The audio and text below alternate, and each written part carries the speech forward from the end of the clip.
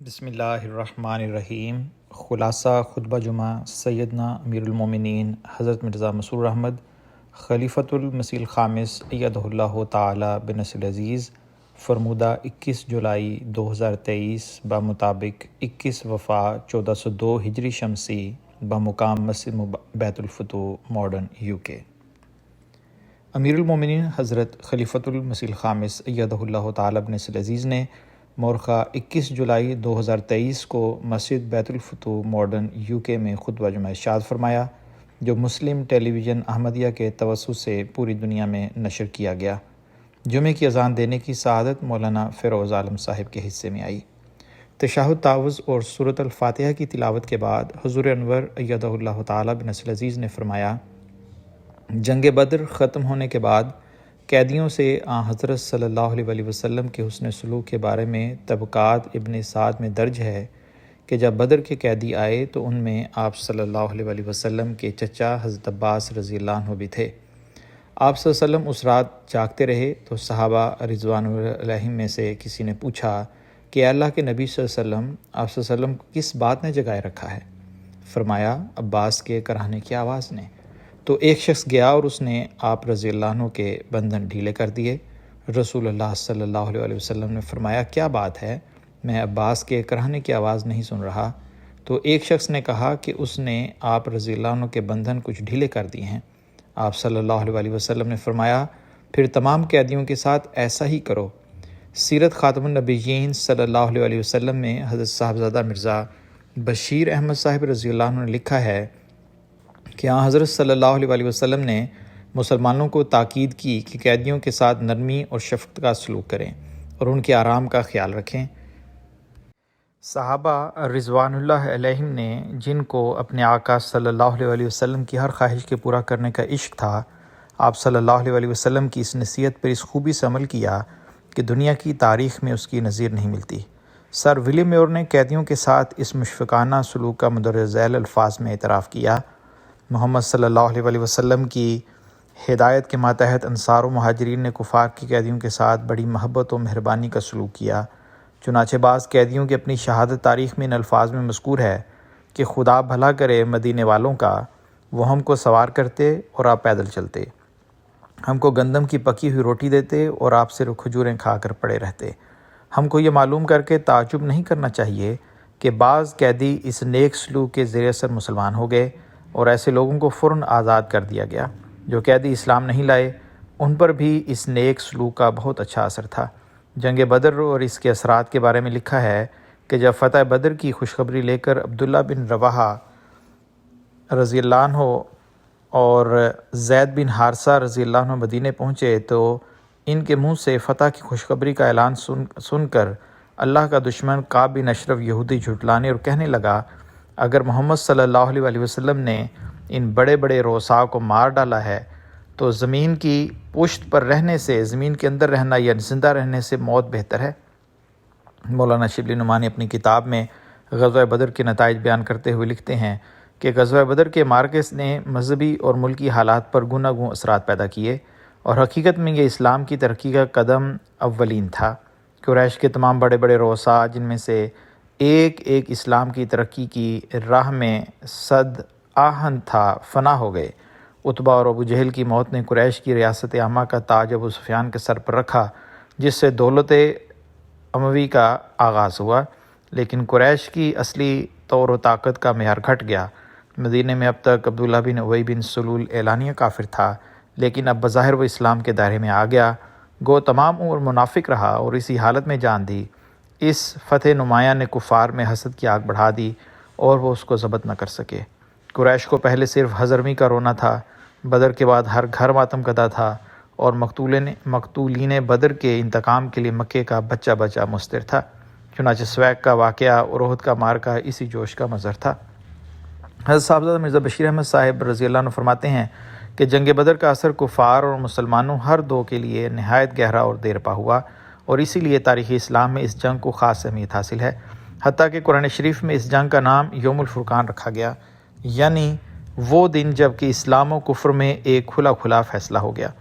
بے شک جنگ بدر کے بعد بھی قریش اور مسلمانوں کی باہم اور خوب سخت لڑائیاں ہوئیں اور مسلمانوں پر نازک موقع بھی آئے، لیکن جنگ بدر میں کفار مکہ کی ریڑھ کی ہڈی ٹوٹ چکی تھی، جسے بعد کا کوئی جراحی عمل مستقل طور پر درست نہیں کر سکا۔ تعداد مقتولین کے لحاظ سے بے شک یہ کوئی بڑی شکست نہیں تھی۔ قریش جیسی قوم میں 70-72 سپاہیوں کا مارا جانا ہرگز قومی تباہی نہیں کہلا سکتا۔ پھر وہ کیا بات تھی کہ جنگ بدر یوم الفرقان کہلائی؟ اس سوال کے جواب میں بہترین الفاظ وہ ہیں جو قرآن شریف نے بیان فرمائے، اور وہ یہ ہیں: واقعی اس دن کفار کی جڑ کٹ گئی، یعنی جنگ بدر کی ضرب کفار کی جڑ پر لگی اور وہ 2 ٹکڑے ہو گئی۔ بدر میں فی الواقع قریش کی جڑ کٹ گئی۔ عتبہ اور شیبہ اور امیہ بن خلف اور عقبہ بن ابی معیط اور نضر بن حارث وغیرہ قریش کی قومی زندگی کے روح رواں تھے، اور یہ روح بدر کی وادی میں قریش سے ہمیشہ کے لیے پرواز کر گئی، اور وہ ایک قالب بے جان کی طرح رہ گئے۔ یہ وہ تباہی تھی جس کی وجہ سے جنگ بدر یوم فرقان کے نام سے موسوم ہوئی۔ حضرت مسلم موعود رضی اللہ عنہ نے بھی اس بارے میں لکھا ہے کہ اس میں کوئی شبہ نہیں کہ مسلمانوں پر اس کے بعد بھی مظالم ہوتے رہے اور انہیں کفار سے لڑائیاں لڑنی پڑیں، مگر اس میں بھی کوئی شبہ نہیں کہ جنگ بدر نے کفار کی طاقت کو بالکل توڑ دیا تھا، اور مسلمانوں کی شوکت ان پر ظاہر ہو گئی تھی۔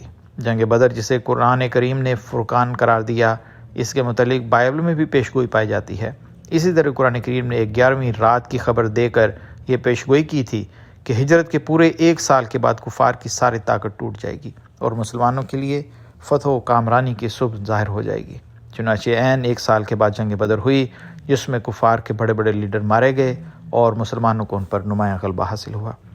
فضیلت بدری اصحاب رضی اللہ عنہ کے بابت لکھا ہے کہ حضرت جبرائیل نبی کریم صلی اللہ علیہ وسلم کے پاس آئے اور کہا: آپ صلی اللہ علیہ وسلم مسلمانوں میں اہل بدر کو کیا مقام دیتے ہیں؟ فرمایا: بہترین مسلمان، یا ایسا ہی کوئی کلمہ؟ فرمایا: جبرائیل علیہ السلام نے کہا، اور اسی طرح وہ ملائکہ بھی افضل ہیں جو جنگ بدر میں شریک ہوئے۔ حضرت ابو ہریرہ رضی اللہ عنہ سے مروی ہے کہ رسول کریم صلی اللہ علیہ وسلم نے فرمایا: شاید کہ اللہ تعالیٰ نے اہل بدر پر نظر فرمائی ہے اور کہا کہ جو چاہے عمل کرو میں نے تمہیں بخش دیا، سوائے کفر کی حالت کے۔ عام غلطیاں اور گناہ تو اللہ تعالیٰ بخش دے گا۔ حضور انور ایت اللہ تعالیٰ نے تصریح فرمائی کہ یعنی دوسرے لفظوں میں یہاں یہ ضمانت بھی اللہ تعالیٰ نے دے دی کہ ان پر کبھی کفر کی حالت نہیں آئے گی اور ان کا انجام بخیر ہوگا۔ ایک یہ مطلب بھی اس کا ہے کہ اگر بعض غلطیاں اور گناہ ہوں گے تو بشری تقاضوں کے تحت ہوں گے تو اللہ تعالیٰ انہیں معاف فرما دے گا۔ حضرت عمر رضی اللہ عنہ کے زمانے میں بھی جب صحابہ رضوان اللہ علیہم کے وظیفے مقرر ہوئے تو بدری صحابیوں کا وظیفہ ممتاز طور پر خاص مقرر کیا گیا۔ خود بدری صحابہ رضوان اللہ علیہم بھی جنگ بدر کی شرکت پر خاص فخر کرتے تھے۔ بدری صحابہ رضوان اللہ علیہم کی اہمیت و فضیلت کا اندازہ اس بات سے بھی ہو سکتا ہے کہ حضرت صلی اللہ علیہ وسلم نے اس امت میں آنے والے مہدی کی ایک نشانی یہ قرار دی کہ اس کے پاس بھی ایک کتاب ہوگی جس میں اس کے پاس اصحاب بدر کی تعداد کے مطابق 313 صحاب کے نام ہوں گے۔ حضرت اقدس مسیح موعود علیہ السلام فرماتے ہیں کہ چونکہ حدیث صحیح میں آ چکا ہے کہ مہدی موعود کے پاس ایک چھپی ہوئی کتاب ہوگی جس میں اس کے 313 صحاب کا نام درج ہوگا، اس لیے یہ بیان کرنا ضروری ہے کہ وہ پیشگوئی آج پوری ہو گئی۔ یہ تو ظاہر ہے کہ پہلے اس سے اس امت مرحومہ میں کوئی ایسا شخص پیدا نہیں ہوا کہ جو مہدویت کا مدعی ہوتا اور اس کے وقت میں چھاپا خانہ بھی ہوتا اور اس کے پاس ایک کتاب بھی ہوتی جس میں 313 نام لکھے ہوئے ہوتے، اور ظاہر ہے کہ اگر یہ کام انسان کے اختیار میں ہوتا تو اس سے پہلے کئی جھوٹے اپنے تئیں اس کا مصداق بنا سکتے۔ شیخ علی حمزہ بن علی ملک الطوسی اپنی کتاب جواہر الاسرار میں مسیح موعود کے بارے میں لکھتے ہیں کہ مہدی اس گاؤں سے نکلے گا جس کا نام قدع دراصل قادیان کے نام کو معرب کیا ہوا ہے، اور پھر فرمایا کہ خدا اس مہدی کی تصدیق کرے گا اور دور دور سے اس کے دوست جمع کرے گا جن کا شمار اہل بدر کے شمار سے برابر ہوگا، یعنی 313 ہوں گے، اور ان کے نام بقید مسکن و خصلت چھپی ہوئی کتاب میں درج ہوں گے۔ اب ظاہر ہے کہ پہلے اس سے کسی شخص کو اتفاق نہیں ہوا کہ وہ مہدی موعود ہونے کا دعویٰ کرے اور اس کے پاس چھپی ہوئی کتاب ہو جس میں اس کے دوستوں کے نام ہوں، لیکن میں پہلے اس سے بھی آئینہ کمالات اسلام میں 313 نام درج کر چکا ہوں، اور اب دوبارہ اتمام حجت کے لیے 313 نام ذیل رسالہ انجام آتم میں درج کرتا ہوں۔ حضرت مسیح علیہ السلام نے اپنی ایک تصنیف خطبہ الہامیہ میں بدر اور 14ویں صدی کی ایک لطیف مشابہت کا ذکر کرتے ہوئے فرماتے ہیں، ترجمہ: اور وہ 400 کا شمار خاتم النبیین کی ہجرت سے بعد ہے تا دین کے غلبے کا وعدہ جو کتاب مبین میں پہلے ہو چکا تھا پورا ہو جائے۔ یعنی خدا کا یہ قول آیت پس بیناؤں کی طرح اس آیت میں نگاہ کرو، کیونکہ یہ آیت یقیناً 2 بدر پر دلالت کرتی ہے۔ اول وہ بدر جو پہلوں کی نصرت کے لیے گزرا، اور دوسرا وہ بدر جو پچھلوں کے لیے ایک نشان ہے۔ پس کوئی شک نہیں کہ یہ آیت ایک لطیف اشارہ اس آئندہ زمانے کی طرف کرتی ہے جو شمار کی روح سے شب بدر کی مانند ہو، اور وہ 400 برس 1000 برس کے بعد ہے، اور یہی استعارہ کے طور پر خدا تعالیٰ کے نزدیک شب بدر ہے۔ اب اس 14ویں صدی میں وہی حالت ہو رہی ہے جو بدر کے موقع پر ہو گئی تھی، جس کے لیے اللہ تعالیٰ فرماتا ہے اس آیت میں بھی دراصل ایک پیش گوئی مذکور تھی، یعنی جب 14ویں صدی میں اسلام ضعیف اور ناتواں ہو جائے گا تو اس وقت اللہ تعالیٰ اس وعدہ حفاظت کے موافق اس کی نصرت کرے گا۔ 14ویں صدی وہی صدی ہے جس کے لیے عورتیں تک کہتی تھیں کہ 14ویں صدی خیر و برکت کی آئے گی۔ خدا کی باتیں پوری ہوئیں اور 14ویں صدی میں اللہ تعالیٰ کی منشاء کے موافق اس میں احمد کا بروز ہوا، اور وہ میں ہوں جس کی طرف اس واقعہ بدر میں پیش گوئی تھی، جس کے لیے رسول اللہ صلی اللہ علیہ وسلم نے سلام کہا۔ مگر افسوس کہ جب وہ دن آیا اور 14ویں کا چاند نکلا تو دکاندار خود غرض کہا گیا، افسوس ان پر جنہوں نے دیکھا اور نہ دیکھا، وقت پایا اور نہ پہچانا، وہ مر گئے جو ممبروں پر چڑھ چڑھ کر رویا کرتے تھے کہ 14ویں صدی میں یہ ہوگا، اور وہ رہ گئے جو کہ اب ممبروں پر چڑھ کر کہتے ہیں کہ جو آیا وہ کاذب ہے۔ ان کو کیا ہو گیا؟ یہ کیوں نہیں دیکھتے اور کیوں نہیں سوچتے؟ میں بھی یقیناً اسی طرح کہتا ہوں کہ آج وہی بدر کا معاملہ ہے۔ اللہ تعالیٰ اسی طرح ایک جماعت تیار کر رہا ہے۔ وہی بدر اور ضلع کا لفظ موجود ہے۔ 14 کے عدد کو بڑی مناسبت ہے۔ 14ویں کا چاند مکمل ہوتا ہے، اسی کی طرف اللہ تعالیٰ نے اشارہ کیا، یعنی ایک بدر تو وہ تھا جب رسول اللہ صلی اللہ علیہ وسلم مخالفوں پر فتح پائی، اس وقت بھی آپ صلی اللہ علیہ وسلم کی جماعت کے لیے تھی، اور ایک بدر یہ آپ علیہ السلام کا زمانہ ہے۔ بعد ازاں حضور انور ایدہ اللہ نے 17 فروری 1904 کی ڈائری میں مندرجہ الہام حضرت اقدس مسیح موعود علیہ السلام جنگ بدر کا قصہ مت بھولو کی بابت فرمایا کہ اللہ تعالیٰ ہمیں خاص طور پر بدر کی اہمیت کا ادراک پیدا فرمائے، اور ہم حضرت صلی اللہ علیہ وسلم کے غلام صادق علیہ السلام کی آمد کو سمجھنے والے ہوں۔ اللہ تعالیٰ کرے کہ مسلمان امت بھی اس واقعہ بدر کی حقیقت کو سمجھے، اور حضرت صلی اللہ علیہ وسلم کی غلامی میں آئے ہوئے مسیح موعود علیہ السلام کو پہچانیں، تاکہ دوبارہ مسلمان اپنی کھوئی ہوئی عظمت حاصل کرنے کے قابل بن سکیں۔ خطبہ ثانیہ سے قبل حضور انور ایدہ اللہ نے بیان فرمایا کہ انشاءاللہ تعالی اگلے جمعۃ المبارک سے جماعت احمدیہ UK کا جلسہ سالانہ شروع ہو رہا ہے۔ امسال 3-4 سال کے بعد باہر سے بھی جلسے میں شمولیت کے لیے مہمان آئیں گے، بلکہ مہمانوں کی آمد شروع ہو چکی ہے۔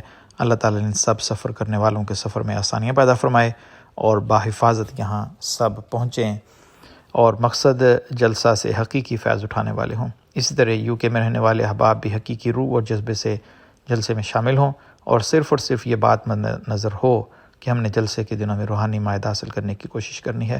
مزید برآں حضور انور ایدہ اللہ نے ہر شامل جلسہ کی حضرت مسیح علیہ السلام کے مہمان سمجھ کر خدمت کرنے کے تناظر میں جلسے پر ڈیوٹیوں پر متعین کیے گئے کارکنان، مختلف شعبہ جات اور شاملین پر عائد ہونے والی ذمہ داریوں اور مہمان نوازی کی بابت متفرق تفصیلیاں ضائع کرتے ہوئے آخر پر تلقین فرمائی کہ ہر ایک کو حضرت صلی اللہ علیہ وسلم کی اس ہدایت پر عمل کرتے رہنا چاہیے کہ ہمیشہ مسکراتے رہو۔ اللہ تعالیٰ کرے کہ تمام کارکنان احسن رنگ میں اپنی ڈیوٹیاں سر انجام دینے والے ہوں اور جلسہ ہر لحاظ سے بابرکت ہو۔ خاص طور پر ہر احمدی کو اس جلسے کی کامیابی کے لیے دعائیں کرتے رہنا چاہیے۔ اللہ تعالیٰ ہم سب کو اس کی توفیق بھی دے۔ روزنامہ الفضل انٹرنیشنل، سالانہ نمبر 52 الفضل، تاریخ احمد کا ماخذ 24 تا 29 جولائی 2023، صفحہ نمبر 11 اور 12، آواز رضوان احمد افضل۔